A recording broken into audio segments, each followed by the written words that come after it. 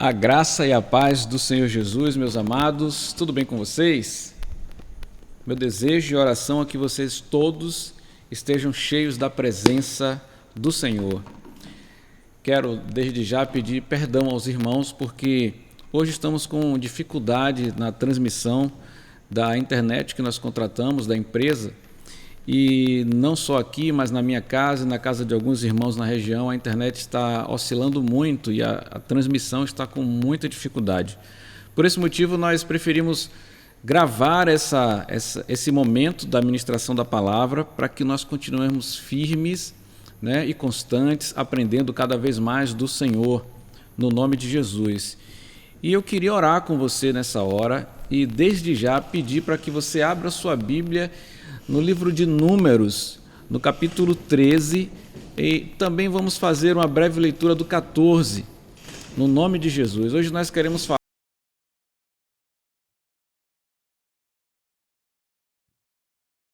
e minha irmã, no nome de Jesus, que não perca essa oportunidade de aprender um pouco mais da palavra do Senhor. Amém? Louvado seja Deus. Feche seus olhos. Eu quero convidar você nessa hora para pedir a presença do Espírito Santo de Deus, a suplicar para que Ele se faça presente aqui no nosso meio, enquanto nós ministramos, que Ele também fale ao seu coração, como Ele tem ministrado ao meu coração e tem me edificado, no nome de Jesus. Amém? Graças a Deus. Fechamos os nossos olhos e oremos ao Senhor. Bendito Deus e eterno Pai, nós queremos nesta noite engrandecer o Teu santo nome, te bendizer, declarar que o Senhor é muito bom e que até aqui o Senhor tem nos ajudado, Pai. O Senhor é Criador de todas as coisas, é o Senhor quem sustenta todo o universo. Nas Tuas mãos está, Senhor, o nosso viver, nas Tuas mãos está a nossa eternidade, Pai. E é por isso que nós somos gratos a Ti, porque estávamos perdidos nesse mundo. Estávamos submissos ao pecado e à vontade carnal, Senhor, até que o Teu Filho nos encontrou, até que o Teu Filho, pelo Teu Espírito, nos fez entender que sem o Senhor, sem Jesus, nós não poderíamos ter acesso a Ti. E agora declaramos que o Senhor Jesus é o nosso Senhor, o nosso, aleluia, o nosso Rei. Ele é o nosso governador, Ele é autor e consumador da nossa fé. Nós cremos no Senhor por conta da Tua palavra e do Teu Espírito que habita em nós. E é no nome de Jesus que nós, Senhor, agradecemos por tudo que o Senhor tem feito até aqui. Quero aproveitar a oportunidade e clamar ao Senhor pela vida dos enfermos, meu Pai. Suplicar para que o Senhor entre com providência na vida deles. Suplicar, ó Deus, para que o Teu Espírito ache no coração deles um lugar para poder habitar e que no nome de Jesus haja refrigério nos corações. Suplico ao Senhor, meu Pai, por Manaus, por todas aquelas pessoas que estão sofrendo por conta da Covid, por conta, meu Deus, de toda essa corrupção que esse governo tem vivido. Pai, em nome de Jesus, eu te peço pelos governantes. Peço para que no nome do Senhor Jesus eles se arrependam do mal que estão fazendo. Meu Pai, que eles compreendam, meu Deus, que eles possam entender a importância da vida, Senhor, daquela população, a importância de um ser humano, pois o ser humano é tão importante que o Senhor, sendo Deus, esvaziou da sua glória para que nós pudéssemos ser redimidos dos nossos pecados e pudéssemos habitar de novo contigo, Pai. Ó Deus, em nome de Jesus, repreende toda ação do mal naquele lugar, repreende esses homens, meu Deus, e essas mulheres que se permitem ser usados pelo inimigo das nossas almas. Meu Pai, quebranta os corações e transforma aquelas vidas para a honra e glória do Senhor e para a alegria do povo, meu Pai. Em nome de Jesus, abençoa todas as pessoas, meu Pai, que têm visitado essa congregação, que têm buscado a Tua presença. Abençoa os meus irmãos da Igreja Batista do Horto, Senhor, que têm trabalhado incessantemente para ver o crescimento desta obra. Meu Pai, no nome de Jesus eu suplico que traga um avivamento, Senhor, nesta igreja. Quando eu digo avivamento, Senhor, nós não estamos nos referindo, Pai, a eventos, meu Deus, a movimentos que deixam os braços arrepiados, os pelos dos braços arrepiados, com emoções. Não, estamos falando do avivamento que faz com que a igreja saia de dentro das congregações para anunciar as Tuas boas novas, meu Deus, e com alegria possam dizer o quanto o Senhor é bom para todos aqueles que puderem ouvir. Isso é o grande avivamento que a igreja precisa, Pai. É a porção dobrada do Teu Espírito, Senhor, de forma tal que os mova a anunciar e a glorificar o Teu santo nome.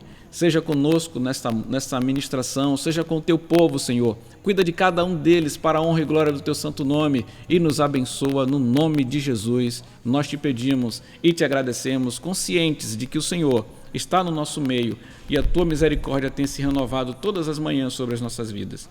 Em o nome de Jesus. Amém. Como eu estava dizendo, meus amados, estamos tendo que transmitir essa ministração de maneira gravada. Então, nós não vamos editá-la, simplesmente vamos ministrar e depois vamos estar disponibilizando, e você está assistindo agora porque foi disponibilizado. Mas não vai ter edição, não vai ter nenhum tipo de corte nem nada. Do jeito que nós estamos fazendo é como você está assistindo agora, no nome de Jesus. Então, meus queridos, para que o vídeo não fique muito grande e a gente tenha dificuldade de postá-lo, eu quero ir direto ao assunto e te pedir, no nome de Jesus, que você abra a sua Bíblia, mais uma vez, em Números, capítulo 13. Nós vamos falar sobre os perigos de sermos, de andarmos ou de permitirmos a incredulidade em nossas vidas. Repetindo, Números, capítulo 13, vamos ler alguns versos, depois vamos ler também do 14. E diz assim a palavra do Senhor. Aleluia, louvado seja Deus. E o Senhor disse a Moisés: envie alguns homens em missão de reconhecimento à terra de Canaã, terra que dou aos israelitas. Envie um líder de cada tribo dos seus antepassados. Assim Moisés os enviou do deserto de Parã, conforme a ordem do Senhor. Todos eles eram chefes dos israelitas. Depois ele faz uma descrição de todos os chefes dos israelitas, das tribos que estavam indo. No verso 17 ele diz: quando Moisés os enviou para observar em Canaã, disse: subam pelo Neguebe e prossigam até a região montanhosa. Vejam como é a terra e se o povo que vive lá é forte ou fraco. Se a terra em que habitam é boa ou ruim, se as cidades em que vivem são cidades sem muros ou fortificadas, se o solo é fértil ou pobre, se existem ali florestas ou não, sejam corajosos, tragam alguns frutos da terra. Era a época do início da colheita das uvas. Eles subiram e observaram a terra desde o deserto de Zin até Reob, na direção de Lebo-Hamate. Subiram do Neguebe e chegaram a Hebron, onde viram Aimã, Sesai e Talmai, descendentes de Enaque. Quando chegaram ao vale de Escol, cortaram um ramo do qual pendia um único cacho de uvas. 2 deles carregaram o cacho, pendurado numa vara. Colheram também romãs e figos. Aquele lugar foi chamado Vale de Escol por causa do cacho de uvas que os israelitas cortaram ali. Ao fim de 40 dias, eles voltaram da missão de reconhecimento da terra. Eles então retornaram a Moisés e a Arão e a toda a comunidade de Israel em Cádiz, no deserto de Parã, onde prestaram relatório a eles e a toda a comunidade de Israel, e lhes mostraram o fruto ou os frutos da terra. E deram o seguinte relatório a Moisés: entramos na terra a qual você nos enviou, onde mana leite e mel. Aleluia. Aqui estão alguns frutos dela, mas o povo que vive lá é poderoso e as cidades são fortificadas e muito grandes. Também vimos descendentes de Anak.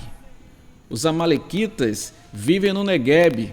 Os hititas, os jebuseus e os amorreus vivem na região montanhosa. Os cananeus vivem perto do mar e junto ao Jordão. Então Calebe fez o povo calar-se perante Moisés e disse: subamos e tomemos posse da terra, é certo que venceremos. Mas os homens que tinham ido com ele disseram: não podemos atacar aquele povo, porque é mais forte do que nós. E espalharam entre os israelitas um relatório negativo acerca daquela terra e disseram: a terra para a qual nós fomos em missão de reconhecimento devora os que nela vivem. Todos os que vimos são grandes em estatura. Misericórdia, hein? Vimos também os gigantes, os descendentes de Enaque, diante de quem parecíamos gafanhoto a nós e a eles. Naquela noite, toda a comunidade começou a chorar em alta voz. Todos os israelitas queixaram-se contra Moisés e contra Arão, e toda a comunidade lhes disse: quem dera tivéssemos morrido no Egito ou nesse deserto. Misericórdia, hein, irmãos? Por que o Senhor está nos trazendo para essa terra? Só para nos deixar cair a espada? Nossas mulheres e nossos filhos serão tomados como despojos de guerra. Não seria melhor voltar para o Egito? E disseram uns aos outros: escolheremos um chefe e voltaremos para o Egito, ou seja, voltaremos para a escravidão, para o trabalho forçado, para o trabalho pesado.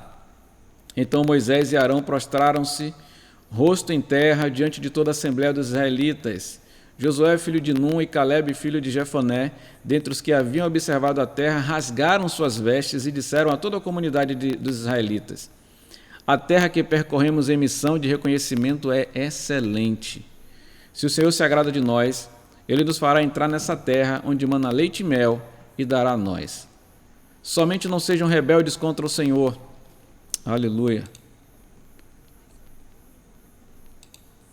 E não tenham medo do povo da terra, porque nós, os que devoraremos como se fossem pão. Nós os que devoraremos como se fossem pão. A proteção deles se foi, mas o Senhor está conosco, não tenham medo deles. Amém? Graças a Deus. Vamos dar uma pausa aqui e vamos refletir um pouco sobre o que nós lemos nesse texto. Graças a Deus. Irmãos, em Deuteronômio capítulo 1, versos 19 ao 22, Deus já havia feito, a promessa sobre aquela terra. E mais do que isso, em Deuteronômio 8, versos 7 e 9, se não me engano, o Senhor já havia inclusive dado as características daquela terra. Deus já havia prometido e já dizia como aquela terra era.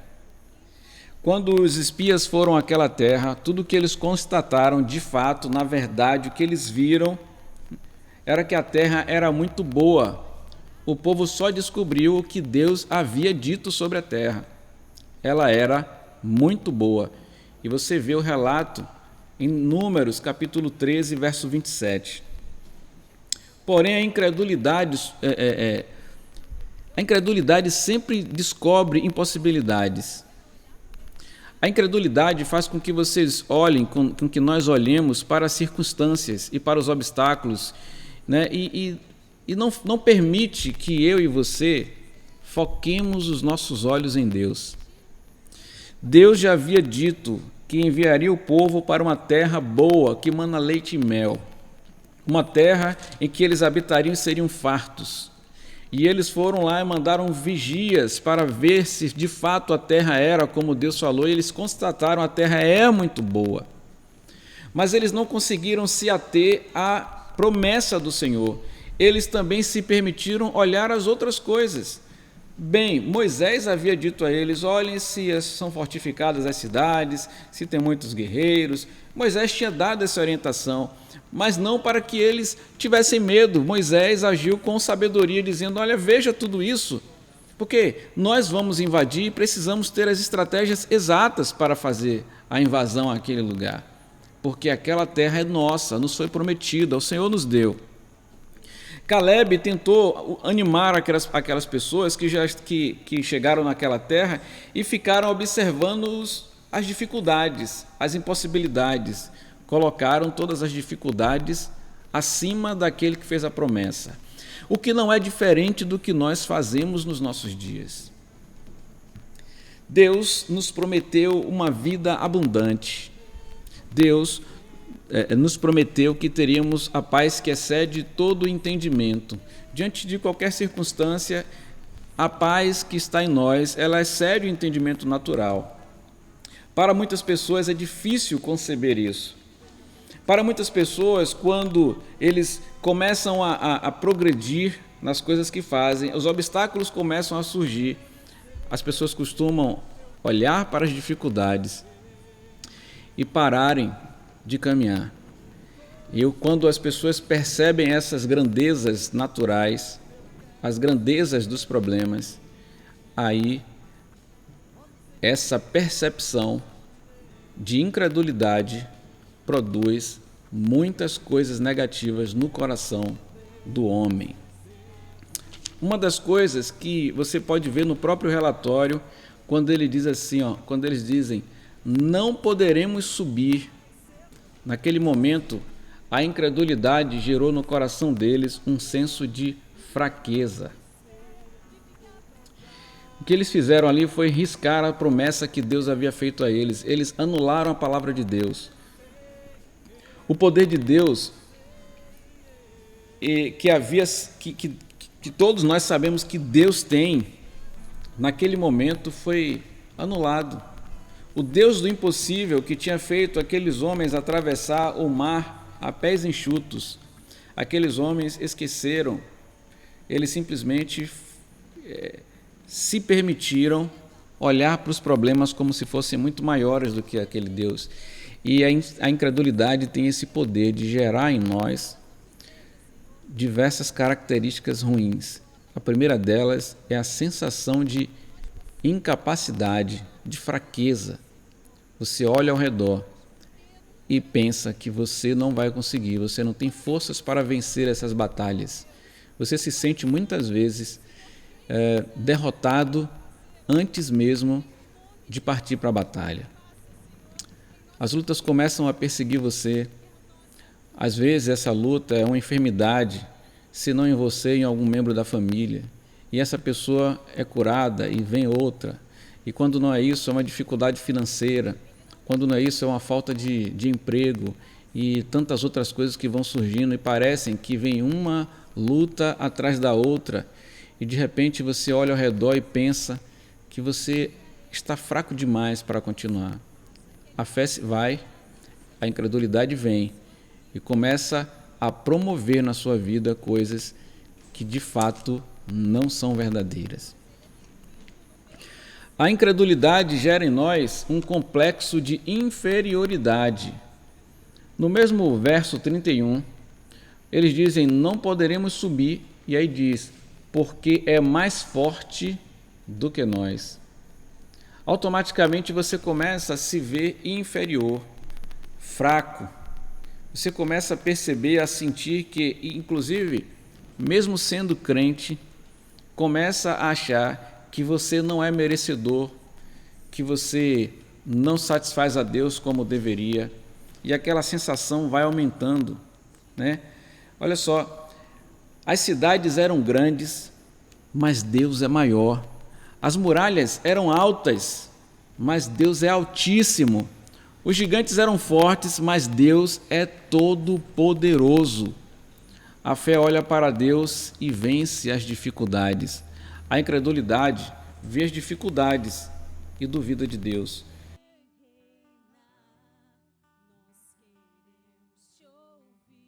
Nós é desespero e desânimo. Ela não só gera em nós, não. Através da nossa fraqueza, através da ideia que temos de sermos inferiores, nós acabamos transmitindo isso para outras pessoas. E aí o desânimo toma conta de um grupo. Imagine um pai de família, provedor do lar, ou mãe de família, provedora do lar, que entra num estado de depressão ou de sentimento de incapacidade, sentimento de autodepredação emocional, digamos assim. Essa pessoa, ela perde a esperança e ela começa a transmitir isso para os demais membros da família. E sem perceber, todo mundo se sente derrotado, incapaz. Todo mundo passa a ter medo do que virá. Todo mundo passa a ter vergonha do que poderá ser sem nada ter acontecido ainda, só por conta de uma perspectiva. O que aconteceu com aquele povo foi justamente isso. Quando eles começaram a prestar aquele relatório, eles infamaram o coração do povo de Israel. E aí eles fazem uma declaração dizendo o seguinte no verso 33, éramos aos nossos próprios olhos como gafanhotos. Olha só, a autoestima foi lá para baixo. Éramos diante deles aos nossos próprios olhos como gafanhotos. Mas olha só, quem eram eles? Eles eram príncipes, eram líderes, eram nobres, homens de escola, mas se encolheram, se sentiram nada perto daquela dificuldade. Sentiram-se como gafanhoto, como está escrito, sobre as botas dos gigantes, né? Consideraram os demais gigantes e eles gafanhotos. Olha só o que a incredulidade pode gerar em nós. Sabe quem você é? Nós ministramos sobre isso essa semana ainda. Sabe quem você é? Você é co-herdeiro com Cristo. Sabe quem é Cristo? Jesus, o nosso Senhor? Ele é Deus. Todas as coisas que existem, todas as coisas que foram criadas, foi para a glória dele, porque ele é Deus. E você, segundo as Escrituras, você que crê no Senhor Jesus e na sua palavra, você é co-herdeiro com Cristo, filho de Deus. As promessas do Senhor para a sua vida são reais. Ele disse que você teria aflições, mas que você tivesse bom ânimo, porque ele venceu o mundo. Ele disse que a paz que ele dá é uma paz que excede todo entendimento. Ele disse que estaria com cada um de nós até a consumação do século. Ele disse que enviaria o seu Espírito, que nos consolaria e que nos guiaria a toda a verdade. Ele disse que nós receberíamos 100 vezes mais se abrisse mão de todas as coisas que nos prendem e nos impedem de adorá-lo, de buscá-lo. Ele disse que receberíamos ainda aqui e muito mais no reino vindouro. Tantas promessas nos foram feitas pelo Senhor. E eu quero dizer para vocês que até aqui o Senhor tem me ajudado. Até aqui o Senhor tem te ajudado. Mesmo assim, na hora da dificuldade, na hora que vem as lutas, a incredulidade faz com que você se sinta incapaz. Você, sendo um príncipe, um herdeiro, se sente um zero à esquerda.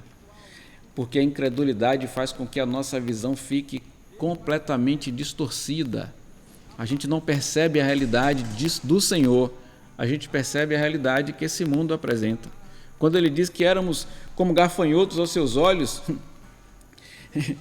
é como se eles estivessem dizendo assim, ó, eles são gigantes e nós somos pigmeus. Eles são fortes e nós somos fracos. Eles são muitos e nós somos poucos. É essa a declaração que ele quer fazer. Eles vivem em cidades fortificadas e nós no deserto. Olha só, é natural do ser humano, começa a fazer essas comparações, só que na comparação, você que está incrédulo é sempre o derrotado da história. Quanto tempo na sua vida você tem vivido assim?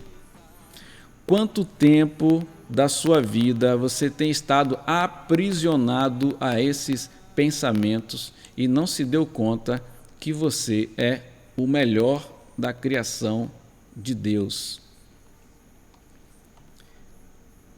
O problema é que viver nesse estado, transmitir essa sensação para as pessoas, faz com que isso contagie os demais. Como aconteceu com aquele povo lá. Foram alguns espias. Olha só que todo aquele povo sabia da promessa do Senhor.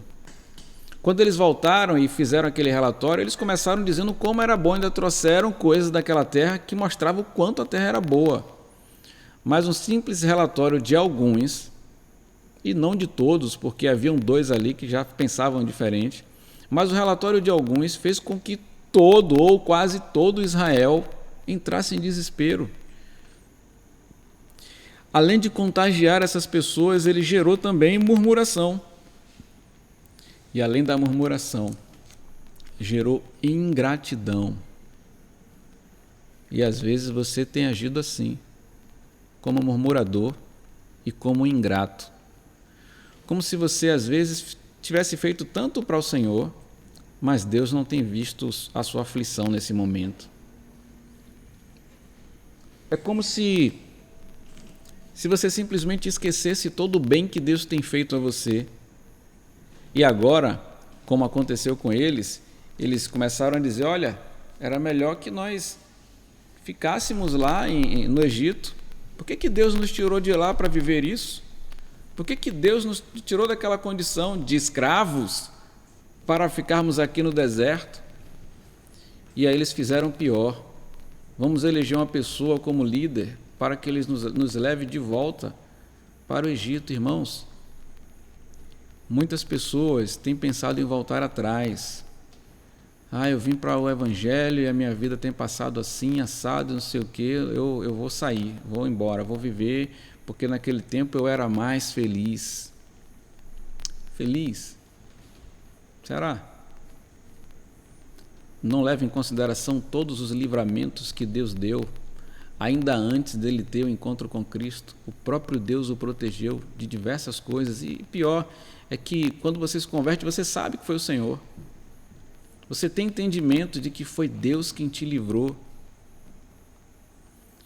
Uma pessoa que vive nesse estado, ela acaba vivendo, tendo dentro de si uma ingratidão. E leva você a ter um conflito com Deus por conta da murmuração. Muitas pessoas apostatam da fé por causa disso. Esquecem tudo que Deus fez, tudo que Deus tem feito. A incredulidade é um mal que não pode mais habitar o seu coração. A incredulidade destrói a vida do crente. A incredulidade faz com que você pare de seguir a Cristo e viva como um derrotado, aprisionado a sentimentos, a perturbações na alma, a uma vida que lhe conduz o tempo todo a estar prostrado. E o que fazer na hora que essa incredulidade bate ao coração? Eu quero te dizer que não adianta discutir, não adianta brigar, não adianta fazer nada disso.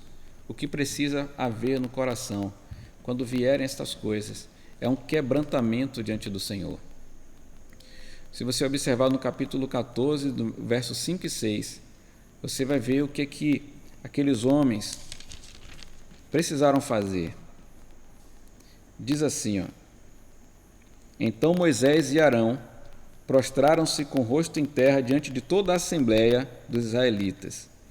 Josué, filho de Num, e Calebe, filho de Jefoné, dentre os outros que haviam observado a terra, rasgaram suas vestes.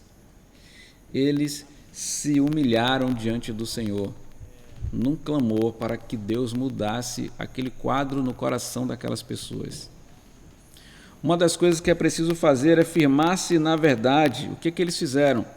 Eles disseram a toda a comunidade de Israel: a terra que percorremos em missão de reconhecimento é excelente. Olha a visão dele.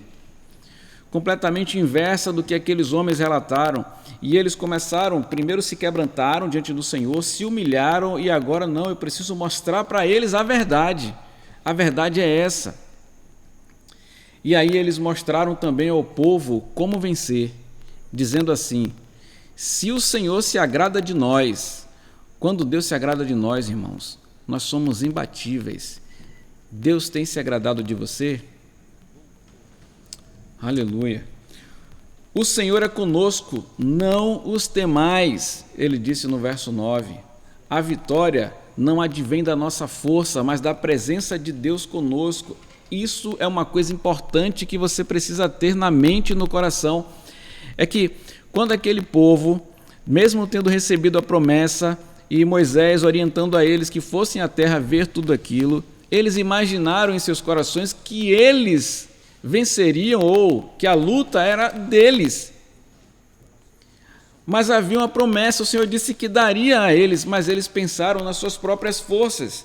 Eu quero que você entenda o seguinte: tá bom, você estudou muito, se preparou, você fez concurso, se dedicou, você venceu.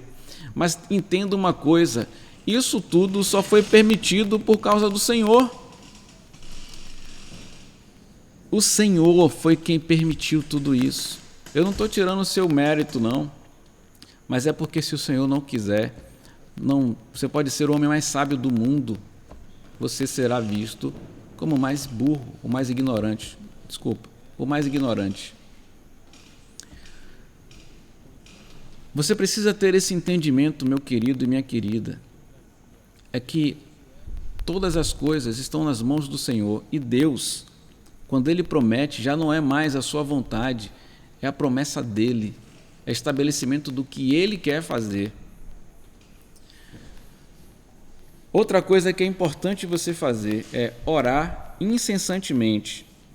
No verso 13 até o verso 20 do capítulo 14, ele diz assim, ó: Moisés disse ao Senhor: Então os egípcios ouviram que pelo teu poder fizestes este povo sair dentre eles, e falarão disso aos habitantes desta terra. Eles ouviram que tu, ó Senhor, está com este povo e que te veem face a face, Senhor. E que a tua nuvem para sobre eles, que vais adiante deles numa coluna de nuvem de dia e numa coluna de fogo de noite. Glória a Deus. Se exterminar este povo, as nações que ouvirem falar do que fizestes dirão: o Senhor não conseguiu levar esse povo à terra que ele lhes prometeu em juramento, por isso os matou no deserto. Você sabe o que Moisés está dizendo para ele? Senhor, o Senhor prometeu, todas as nações sabem que o Senhor prometeu, e se o Senhor não fizer conforme o Senhor prometeu, eles vão dizer que o Senhor não teve poder para levá-los à sua promessa. Moisés faz essa oração incessante, e intercessória diante do Senhor, declarando estas coisas. Ele coloca nas mãos de Deus novamente, é a tua glória, Senhor, é o teu nome, Senhor, é o teu poder, Senhor, foi o Senhor quem prometeu. E eu sei que o Senhor vai cumprir, porque senão os outros vão dizer que o Senhor não vale de nada. Moisés usou de sabedoria e falou com Deus. E aí, irmãos, o que é que Deus faz? Deus dá livramento. Deus não suporta, meus queridos, a incredulidade. Mas tem o seguinte: Deus perdoa o povo em resposta às suas orações e remove, se porventura tiver, o castigo que havia sido estabelecido. Em relação ao pecado, é outra coisa. Em relação ao pecado, Deus não retira as consequências do pecado. Por isso, quando você entrar nesse estado de incredulidade, e espero que você não se permita mais isso, mas quando você normalmente se permite entrar nesse estado de incredulidade, muitas vezes começa a murmurar, e cuidado, porque você pode até pecar. E esse pecado vai gerar consequências. Mas quando você se arrepender e buscar a face do Senhor, Ele é poderoso e justo para te perdoar dos seus pecados. Mas as consequências, você vai ter que lidar com elas. Deus não vai retirar. Ele pode até retirar. Tudo é de acordo com a misericórdia dEle. Mas o normal é que você assuma as consequências. Conclusão, meus queridos. A terra prometida e não o deserto é onde devemos viver. Aquilo que Deus tem prometido para as nossas vidas e não as tribulações que nós estamos passando é o local onde nós devemos estar. É como nós devemos viver na presença de Deus. Terra farta onde mana leite e mel. Vida próspera e abundante da presença do Senhor. Às vezes a incredulidade nos impede de entrar nesta vida vitoriosa. Mas eu quero que você saiba que é hora de entrar na terra prometida e de vida abundante. Aleluia. Quer saber de uma coisa? É hora de você desafiar os gigantes. É hora de você tapar os ouvidos para a voz que fica ali o tempo todo te mostrando: olha, mas olha aquilo ali, olha aquilo lá, te levando ao pessimismo. É hora de crer nas promessas infalíveis da palavra de Deus. Meus queridos, no nome de Jesus, fiquem firmes na promessa do Senhor. Firme, Firme, firme nas promessas de Jesus, meu mestre, firme, firme, sim, firme nas promessas de Jesus.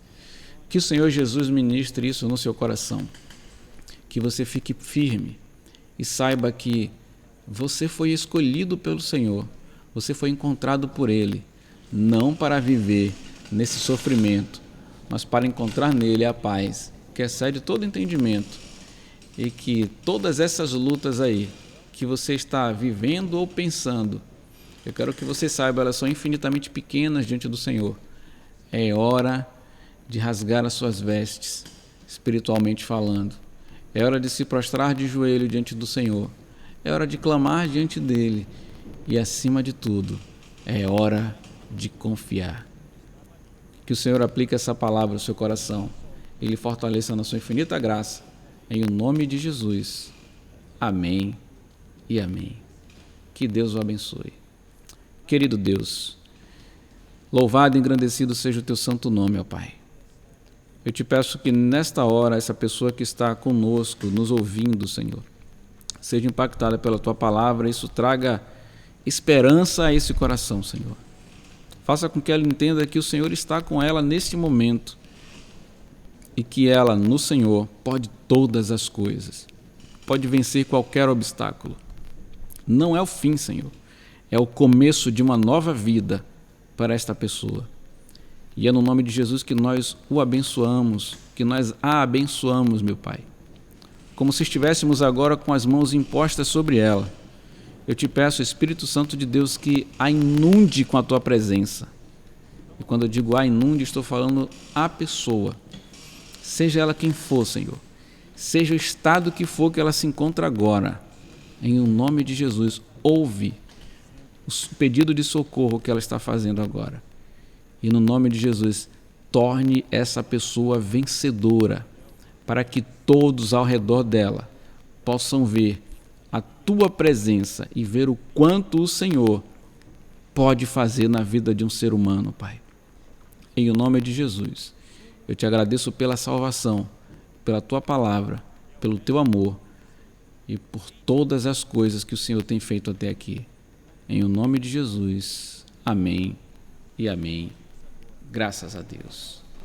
Meus amados, até a próxima. Se Deus permitir, na sexta-feira nós estaremos também, provavelmente não serei eu que estará com vocês online, mas será uma bênção, né, porque Deus já tem falado aos corações e a pessoa já está se preparando, buscando do Senhor para estar ministrando também a sua vida. Que Deus abençoe, até sexta-feira e tenham uma boa semana, no nome de Jesus.